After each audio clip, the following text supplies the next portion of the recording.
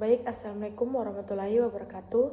Perkenalkan, nama saya Syaputri Intan Mukti Aksan dari Pendidikan Sosiologi kelas A, Fakultas Ilmu Sosial Hukum di Universitas Negeri Makassar yang dengan NIM 2006 035011013. Hari ini saya akan menjelaskan sedikit tentang perspektif feminisme dalam memahami permasalahan hak asasi manusia di kelompok queer.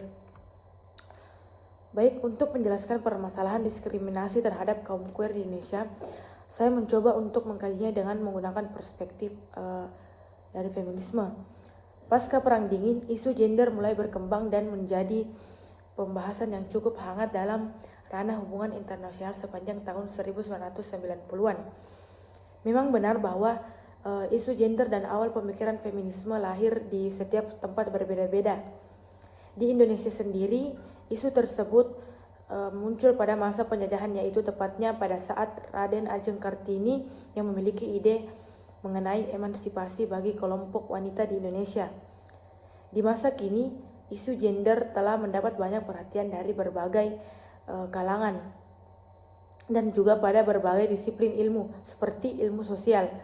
Pada hubungan internasional, akar dari teori ini adalah perdebatan mengenai adanya perbedaan yang mendasar pada laki-laki dan perempuan, yang kemudian dengan adanya perbedaan tersebut berdampak dengan politik dunia. Feminisme dianggap sebagai teori yang berusaha untuk menelaah dan juga menganalisis mengenai isu gender, serta di dalamnya terdapat pengertian yang menjadikan teori ini sebagai suatu pandangan yang ada di dunia, yang menunjukkan adanya sebuah tindakan perlawanan dan juga dibangun dari sisi pengalaman suatu kelompok yang tersingkirkan oleh kelompok lain. Dalam hubungan internasional, feminisme seringkali dianggap sebagai sebuah kritik dari teori tradisional yang menanamkan dan memberikan stigma tertentu seperti realisme misalnya. Dalam teori realisme seringkali mengaitkan segala sesuatunya dengan perang dan hal yang konfliktual.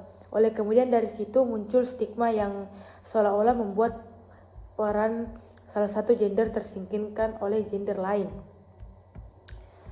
Baik, kita ke permasalahan queer, yang dimana secara historis istilah queer didefinisikan sebagai sesuatu yang aneh, menyimpang dan tidak benar. Namun kemudian seiring dengan perkembangan arti dari kata queer memiliki makna baru, di mana kata ini memiliki arti dari adanya suatu pandangan yang mendasari untuk kemudian memberikan dukungan atas kelompok lesbian, gay, dan transgender atau LGBT. Teori queer secara garis besar merupakan sebuah teori identitas tanpa seksualitas. Butler juga secara jelas menyatakan argumennya bahwa ia menolak prinsip dari identitas sesuatu individu yang memiliki awal dan akhir, atau dalam kata lain yaitu identitas yang secara alami terikat dengan seks yang dimiliki individu tersebut. Selain itu, dalam argumennya, Butler juga menolak akan pandangan yang menyatakan bahwa seks yang dimiliki oleh individu, laki-laki atau perempuan, sebagai faktor utama dalam menentukan identitas gender atau maskulin atau feminim, dan juga mengenai gender sebagai faktor dari penentu orientasi seksual seseorang. Menurutnya, identitas gender sama sekali tidak berkaitan dengan seks karena kedua hal ini merupakan bagian yang terpisah dan berbeda.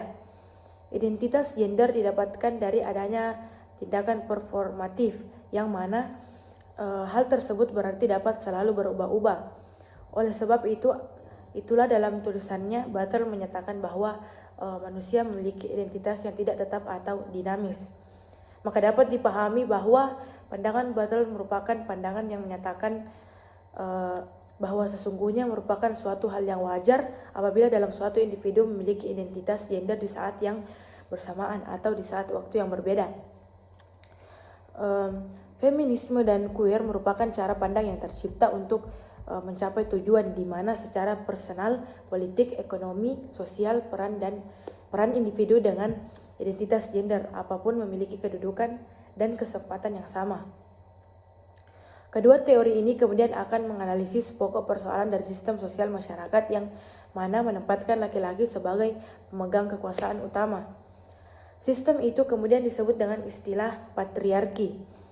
Di dalam sistem patriarki tersebut, kelompok laki-laki yang kemudian akan mendapatkan kekuasaan utama. Maka tentu saja laki-laki yang kemudian secara konstruksi soal harus melakukan perannya yang bersifat maskulin. Sistem sosial yang ada dalam masyarakat inilah yang kemudian mengkonstruksi antara peran seks, gender, dan gender identity seseorang yang saling berkaitan. Seperti misalnya jika seseorang individu memiliki seks laki-laki, maka ia harus memiliki sifat yang maskulin. Begitu juga dengan perempuan dengan sifat feminin. Feminisme dan queer kemudian menjadi pendobrak dan penggerak yang ada dalam sistem sosial masyarakat. Baik, itu saja sedikit dari saya.